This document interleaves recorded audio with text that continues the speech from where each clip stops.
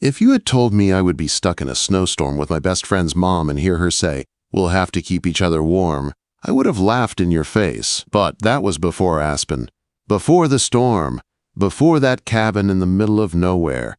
My name is Lucas. I am 24, and I live in a small apartment on the edge of Denver, Colorado. The kind of place where you can always hear the city in the distance, but it is far enough away that the nights feel quiet and empty. I work as a freelance coder, mostly building websites for coffee shops, yoga studios, small local businesses that want a clean page and an online menu. It is not a dream job, but it lets me work from my couch in sweatpants. I wake up, make coffee, stare at my laptop, write code, fix bugs. Some days, if I feel brave, I go for a run on the trails outside town. I am not big on crowds, not big on chaos.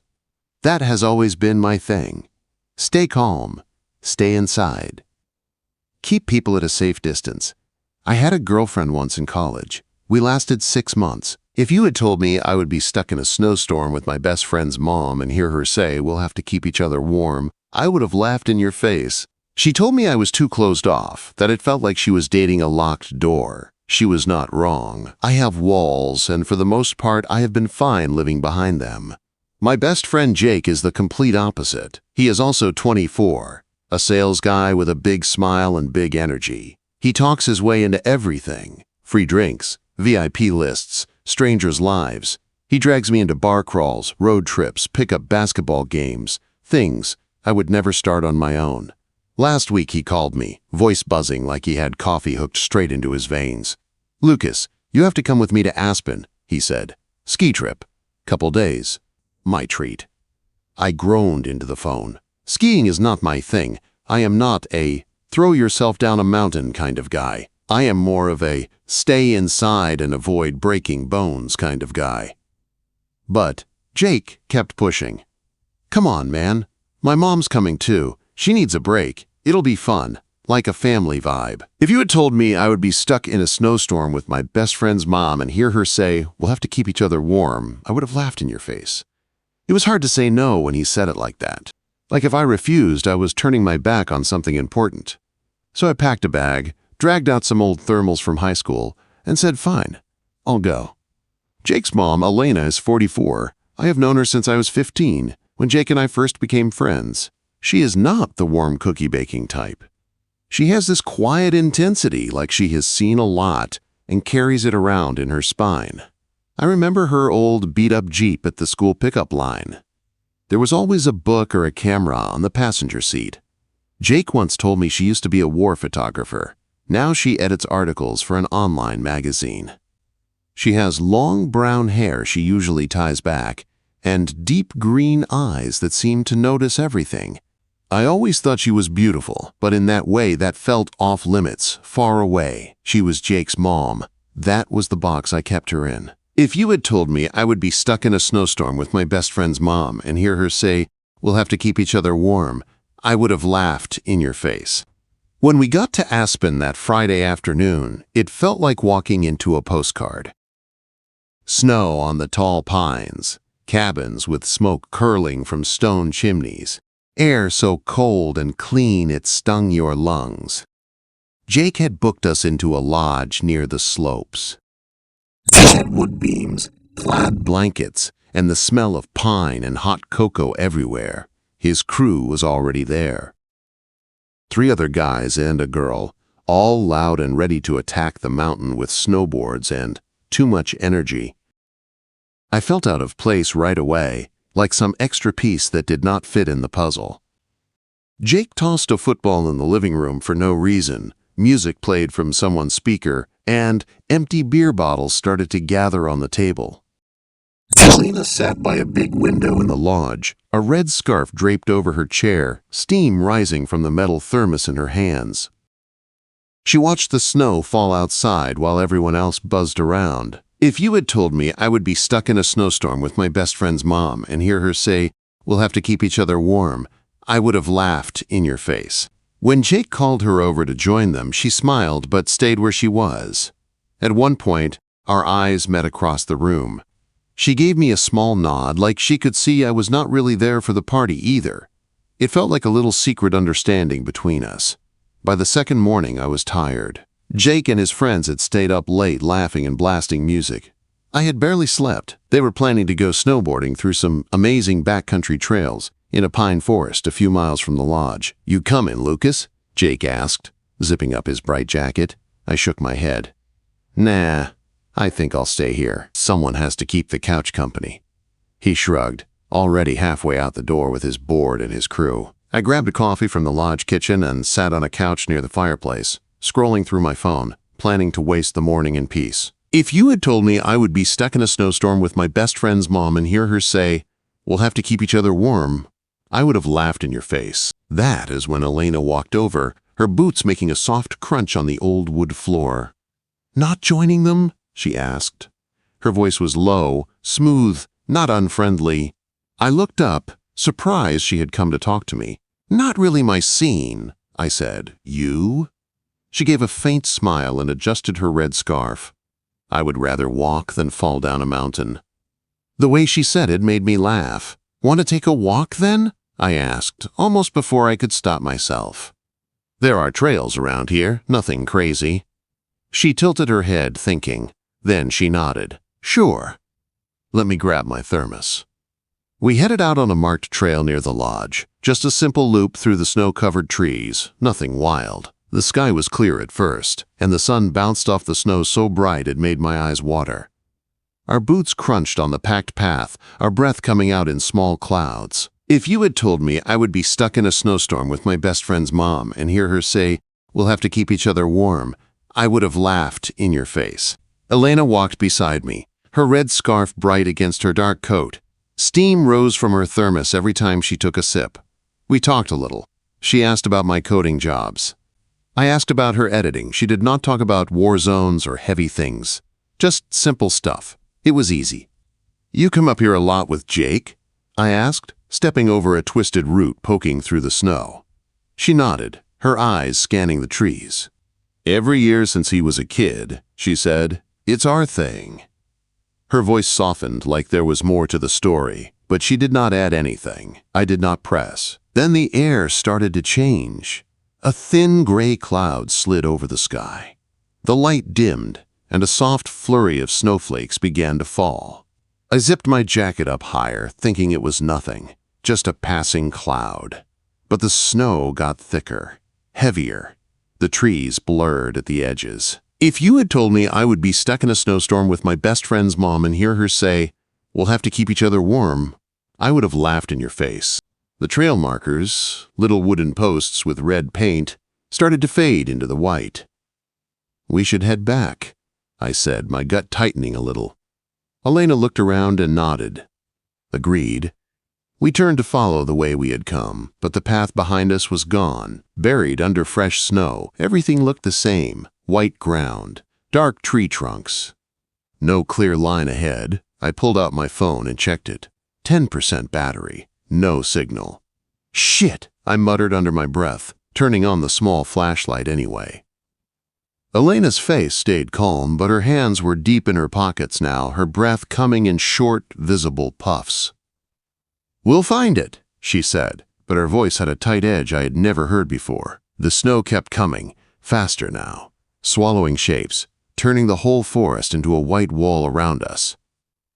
That was when it hit me. We were not just on a walk anymore. We were lost. In a snowstorm. Alone. If you had told me I would be stuck in a snowstorm with my best friend's mom and hear her say, "We'll have to keep each other warm," I would have laughed in your face. Just me and my best friend's mom. The snow did not stop. It came harder, thicker, like someone had turned the whole sky into a white curtain. The trees around us turned into gray shapes with no edges. My phone's flashlight cut a small cone of light in front of us, but it felt useless, like trying to push back the ocean with a spoon. I kept walking faster without thinking, hoping we would just stumble back onto the trail. My boots sank deeper into the snow with every step.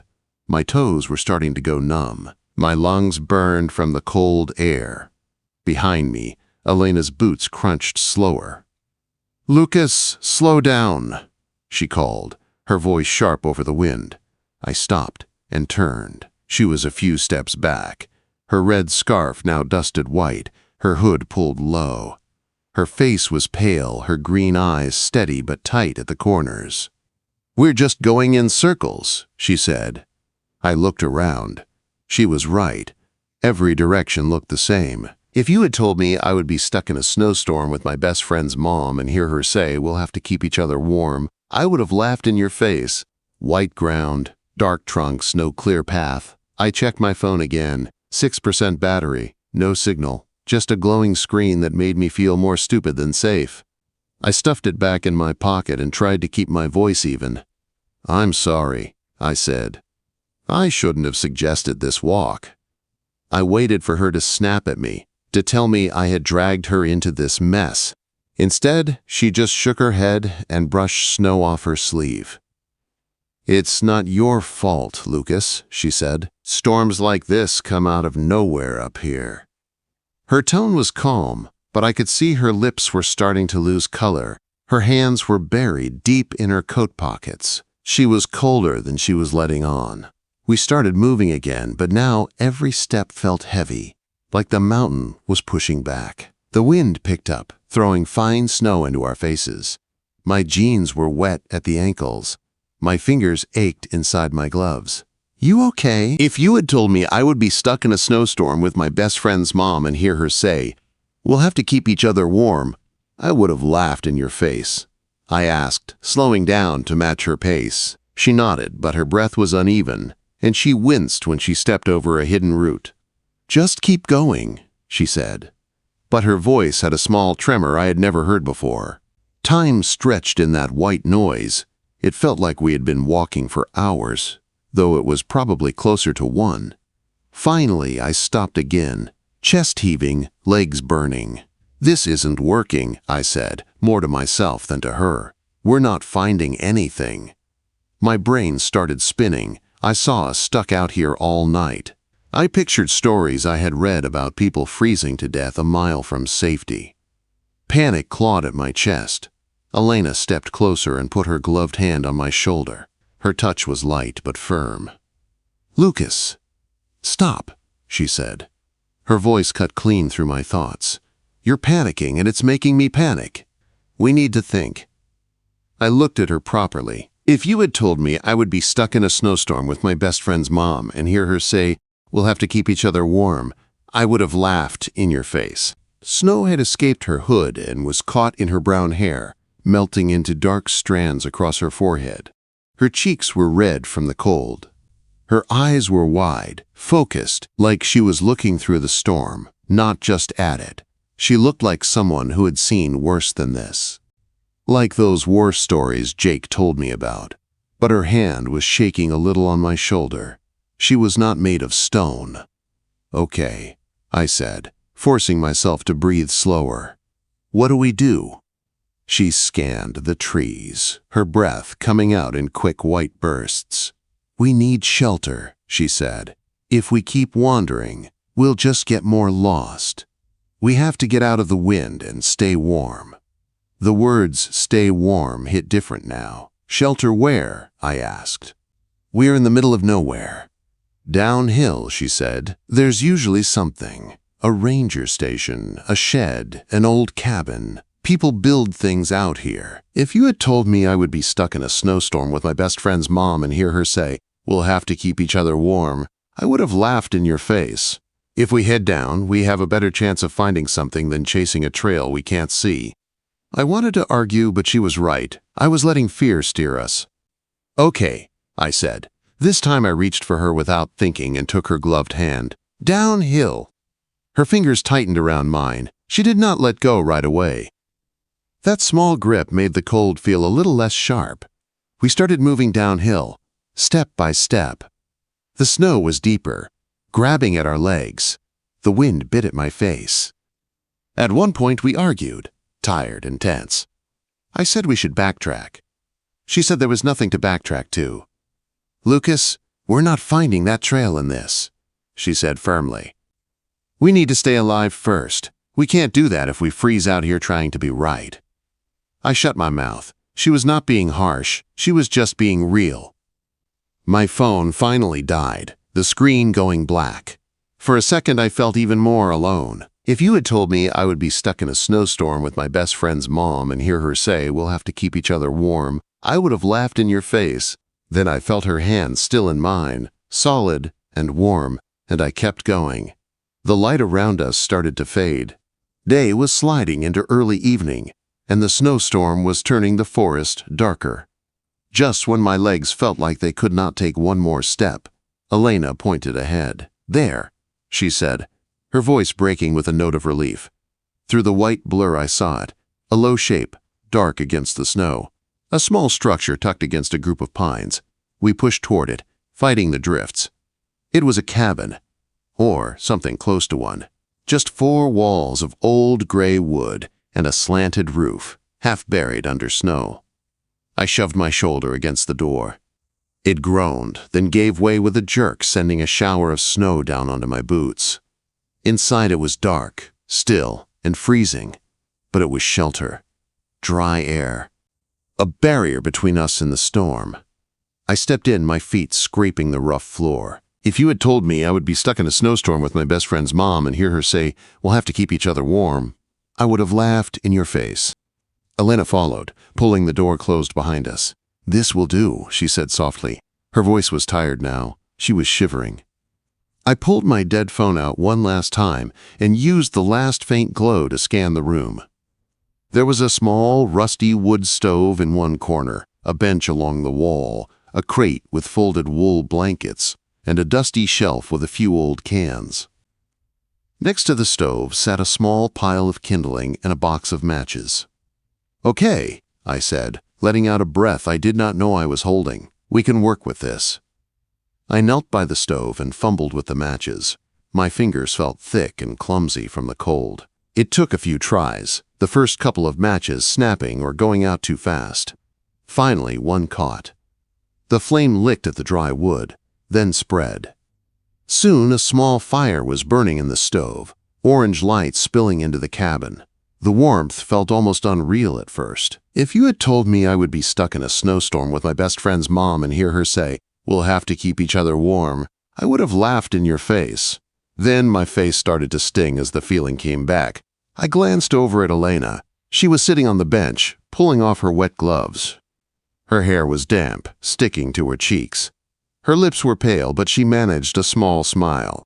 "Not bad, Lucas," she said quietly. "You're handy in a crisis." I laughed once, my voice rough. "Yeah, don't let Jake hear you say that. He'll never shut up about it." I grabbed 2 blankets from the crate and shook the dust off them. I handed one to her. She wrapped it around her shoulders, and I did the same with mine. Then I sat down next to her on the bench, close enough to feel the heat from her body in the fire. On the shelf, I found a can of beef stew and 2 rusty spoons. I opened it carefully and held it near the stove to warm the contents a little. "Dinner?" I said. Her eyebrow lifted slightly, but she smiled. "Look at that. 5-star dining." If you had told me I would be stuck in a snowstorm with my best friend's mom and hear her say, "We'll have to keep each other warm," I would have laughed in your face. We shared the can, passing it back and forth. It tasted like salt and metal and something that wanted to be meat, but it warmed my stomach and made the cabin feel less like a trap. She poured the last of the coffee from her thermos into the lid, and we passed that too, taking turns. As the fire grew steady, the cabin filled with a soft orange light. The wind still howled outside, but inside things were quieter. Elena leaned back against the wall, blanket pulled tight around her. For a while, we just listened to the fire. "Jake and I used to come up here every winter," she said finally, her voice low, "after his dad died." I turned my head toward her. "In Afghanistan," she added. Jake was 15. Coming up to the snow was our way of pretending everything was still normal. Like if we kept this one thing the same, the rest of it would hurt less. She stared into the flames. If you had told me I would be stuck in a snowstorm with my best friend's mom and hear her say, "We'll have to keep each other warm," I would have laughed in your face. Her fingers traced the edge of her empty thermos. "I did not realize how much I was pretending too," she said. I swallowed. I had never heard that story from her.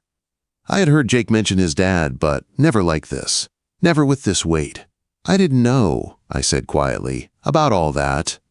Most people don't, she replied. I don't talk about it. It is easier to keep moving. Her shoulders were tense under the blanket. Her jaw was tight.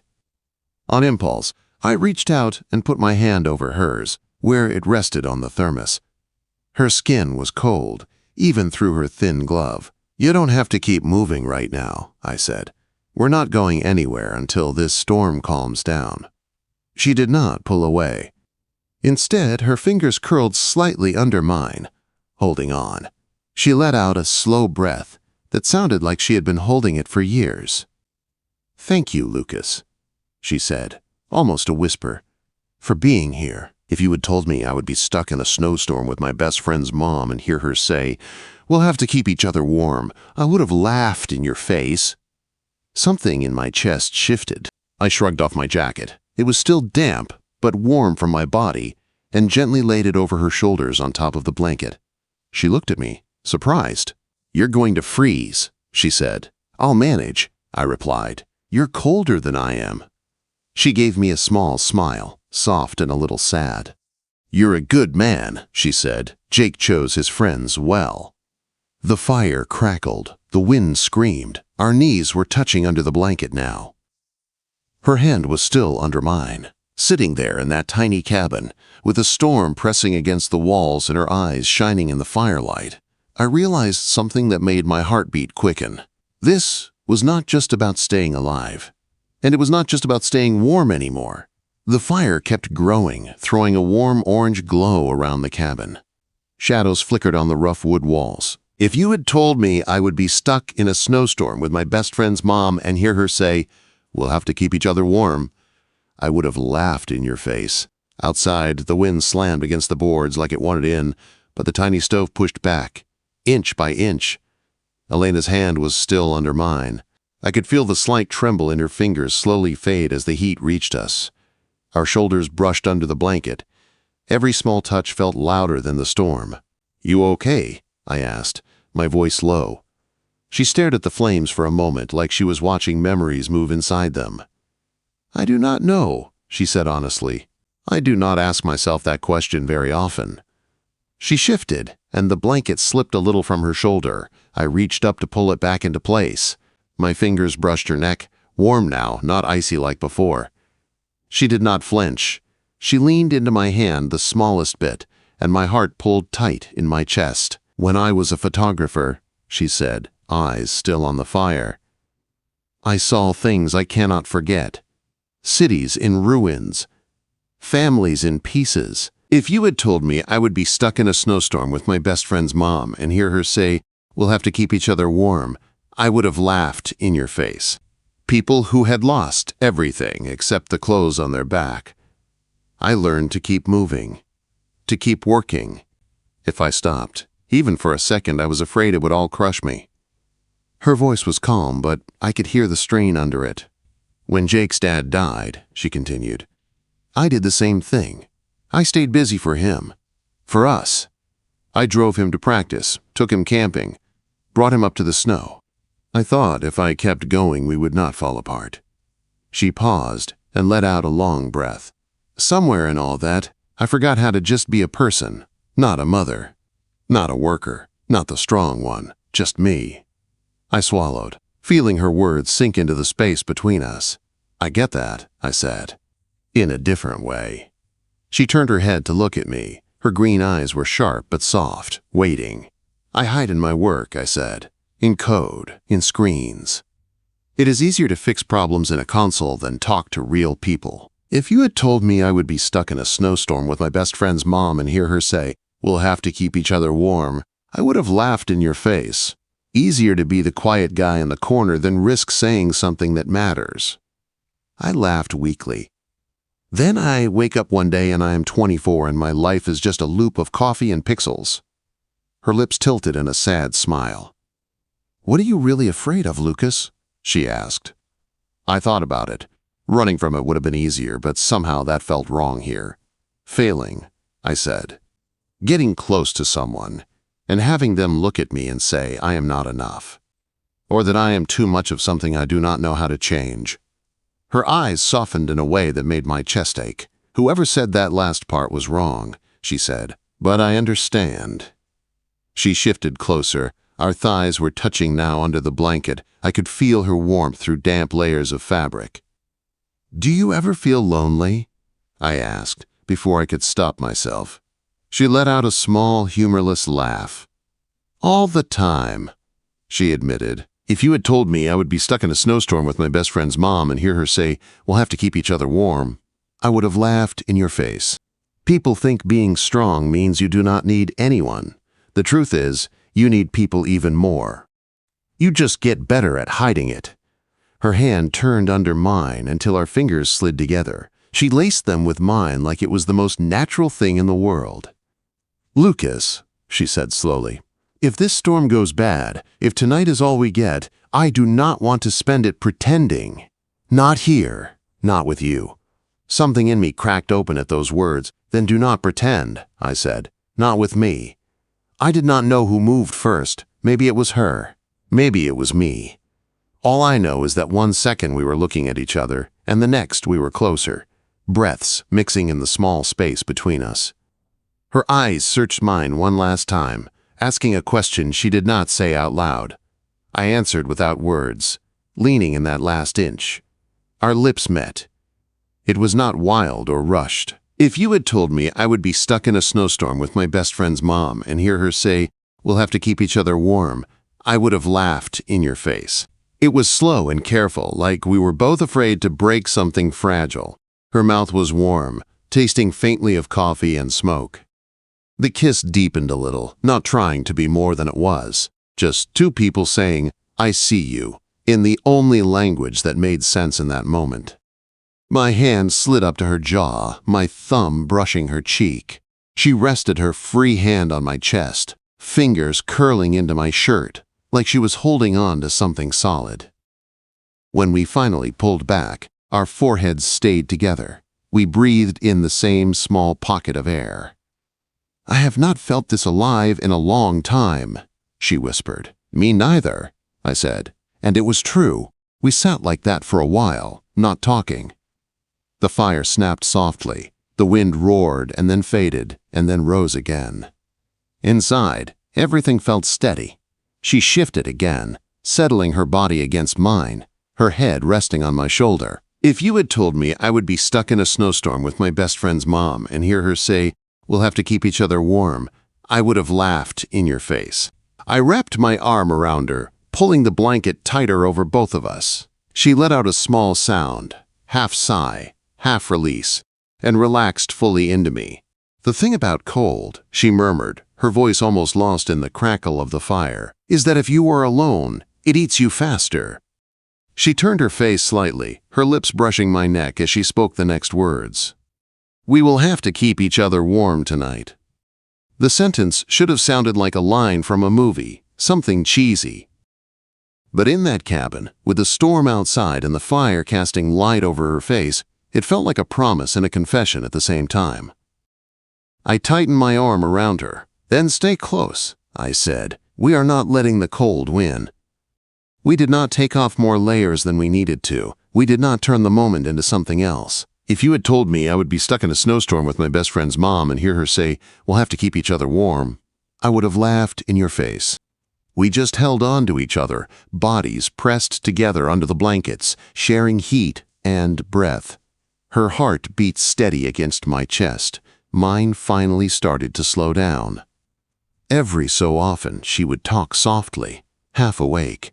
She told me about a photo she had taken once of a soldier holding a letter from home by candlelight. How it was the only time she had cried on assignment, not because it was violent, but because it was so human. I told her about a website I had built for a bakery. How they sent me a message later saying my design helped them get more customers. How stupid it felt to be proud of that compared to her stories, and yet how real that pride had felt. "Nothing you care about is stupid," she said firmly. "Do not let anyone tell you it is small just because it is quiet." Her words sank into me deeper than the cold ever could. At some point, words faded. and our breathing fell into the same slow rhythm. If you had told me I would be stuck in a snowstorm with my best friend's mom and hear her say, "We'll have to keep each other warm," I would have laughed in your face. My neck ached from the angle. My back complained about the hard bench. None of it mattered. I do not know when I drifted off, but I remember the last things I felt. The weight of her head on my chest. The dull roar of the wind. The steady warmth of her body against mine. For the first time in a very long time, I fell asleep feeling like I was exactly where I was supposed to be, even if that place was a half-broken cabin in the middle of a snowstorm with my best friend's mom in my arms. I woke up to a strange sound.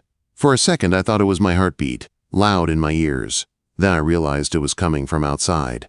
A low, steady thump that did not belong to the wind or the trees. My eyes opened slow. The fire in the stove had burned down to red embers. The cabin was colder now. If you had told me I would be stuck in a snowstorm with my best friend's mom and hear her say, "We'll have to keep each other warm," I would have laughed in your face. Lena was still pressed against me under the blankets, her head on my chest, her hand resting over my shirt like she had fallen asleep holding on.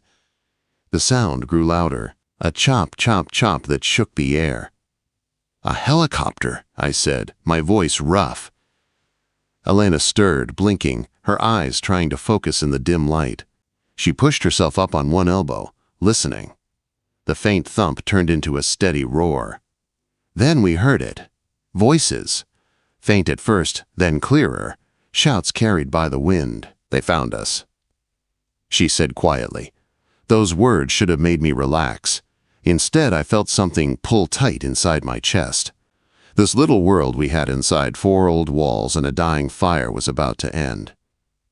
We sat up, pulling the blankets free, moving stiff limbs that did not want to move. My muscles ached from the cold and from sleeping half upright. Elena's hair was messy, her face soft with sleep. If you had told me I would be stuck in a snowstorm with my best friend's mom and hear her say, "We'll have to keep each other warm," I would have laughed in your face. For a moment we just looked at each other. "Guess we should go," I said. "Yeah," she whispered. We stood and got our coats back on, wrapped the blankets around us one more time, then opened the door. Cold air hit us like a slap. The storm had calmed. Snow still fell, but lighter now. The sky was a flat gray. In the distance, through the trees, I saw flashing lights and the shape of a helicopter settling in a small clearing. Figures were moving toward us, bright jackets against the white. We stepped out into the snow. It crunched under our boots, fresh and deep. Elena walked beside me, her red scarf bright again against her dark coat. Her shoulder brushed mine. For 1 second, her gloved hand reached for mine and squeezed it, quick and strong, before letting go as the rescuers got close. "Over here!" a ranger shouted, waving an arm. As they reached us, I saw Jake behind them. If you had told me I would be stuck in a snowstorm with my best friend's mom and hear her say, "We'll have to keep each other warm," I would have laughed in your face. His face was pale and scared in a way I had never seen. He started running. "Mom!" he yelled. He reached Elena and wrapped both arms around her, almost knocking her back. She held him tight, her face pressed into his shoulder, her hand cradling the back of his neck like he was still 15. "I'm okay," she said into his jacket. "I'm okay." He turned to me next, eyes red and wet. "Dude," he said, grabbing my shoulder, "I thought you were both dead out here." I tried to smile, my throat tight. "We're fine," I said. "Found a cabin. Got a fire going." One of the rangers clapped me on the back. "Smart," he said. "You saved yourselves a lot of trouble." I wanted to look at Elena, to share one more glance that said more than words, but she was answering questions now. How long we were out, which trail we had taken, how we found the cabin. "We stayed close and kept moving until we saw it," she said. If you had told me I would be stuck in a snowstorm with my best friend's mom and hear her say, "We'll have to keep each other warm," I would have laughed in your face. Lucas kept his head. We were lucky. Jake shot me a grin full of relief. "You're a hero, man," he said. "Hero." I did not feel like one. I just felt different, changed. They loaded us into the helicopter. Inside, it was loud and cramped. They wrapped us in silver thermal blankets that crackled every time we moved. Elena sat across from me, her scarf tucked neatly under her chin now, her face calm again. Our eyes met once in the middle of all that noise. For just a second, no one else would have noticed anything. But I saw it. That flicker of something only we knew. What had happened in the dark while the storm screamed. Back at the lodge, everything was a blur. Staff, medics, questions. Hot drinks pressed into our hands. Jake's friends crowding around, talking too loud. "You guys are insane," one of them said. "I would have frozen solid." "We're okay," Elena kept saying, her voice steady. "Really, we're okay. If you had told me I would be stuck in a snowstorm with my best friend's mom and hear her say, 'We'll have to keep each other warm,' I would have laughed in your face." She was back in her role now, Jake's mom. Calm, collected, strong. I watched her from across the room. Every now and then I thought she might look over at me. Sometimes she did, just for a heartbeat. Then she turned back to whoever was talking to her.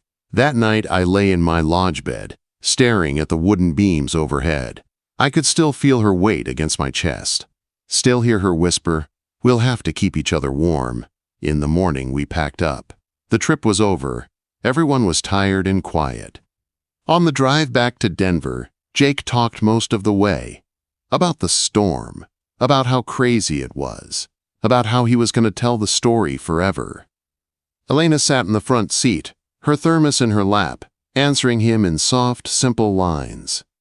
I sat in the back, watching the snow-covered mountains slide away behind us, feeling like I had left something there that I would never get back and never forget. If you had told me I would be stuck in a snowstorm with my best friend's mom and hear her say, "We'll have to keep each other warm," I would have laughed in your face. Back in the city, life moved on fast. Jake went back to work, back to planning his next big thing. I went back to my apartment, back to my laptop and my quiet routines. Only it did not feel the same. I kept replaying that night. The fire, her voice, her hand in mine. The way we talked about things that actually mattered. The way she had looked at me when she said she wanted to be seen as a woman, not just a mother or someone strong. A few days later, I texted her. Just 3 words. "You okay?" No reply. I told myself she was busy, that she had a lot to process. A week later, I tried again. "Coffee sometime?" Still nothing. The silence hurt more than I wanted to admit. Maybe this was what it meant. Maybe the cabin was a moment outside of time. And now we were back in real life, where lines and roles and logic ruled again. About a month later, Jake invited me over to watch a game. If you had told me I would be stuck in a snowstorm with my best friend's mom and hear her say, "We'll have to keep each other warm," I would have laughed in your face. I went, telling myself it was just for the football, not because I hoped to see her. He opened the door and waved me in, already yelling about some player on TV. I stepped into the living room and froze. On the wall, in a new frame, was a photograph. Snow-covered trees. A forest. Heavy branches bowed with white. And on one bare branch, hanging like a small bright flag, was a red scarf. Her red scarf. My heart slammed once hard against my ribs. "New picture?" I asked, trying to sound casual. Jake glanced over at it. "Yeah," he said. "Mom printed that one last week. She took it on the trip. Thought it looked cool." He turned back to the TV. "She's out right now, running errands. You want a beer?" I nodded, but my mind was still on the photo. The forest. The scarf. The way she had chosen that moment to capture and hang on the wall. Not of us. Not of the cabin. If you had told me I would be stuck in a snowstorm with my best friend's mom and hear her say, "We'll have to keep each other warm," I would have laughed in your face. But of something that only she and I would really understand. I watched the game, or pretended to. When I left, Jake called after me. "You good, man? You've been kind of off since Aspen." "Yeah," I said, "just tired." On the drive home, the city lights blurred past my windshield. I thought about texting her again, about asking what the photo meant. I did not. A couple weeks later, I came home from a run one evening. My lungs burned. My legs felt heavy. There was a small package on my doormat. Plain brown paper. No return address. My heart jumped before my brain caught up.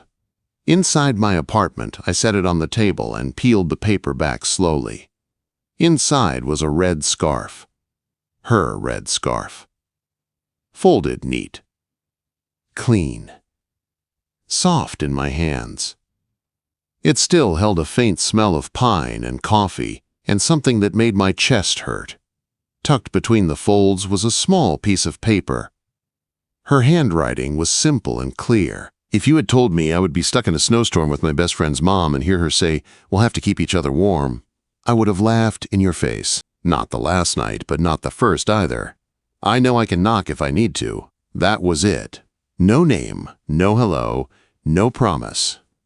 I stood there in my kitchen, scarf in my hands, note between my fingers, and I felt that cabin all over again. The fire.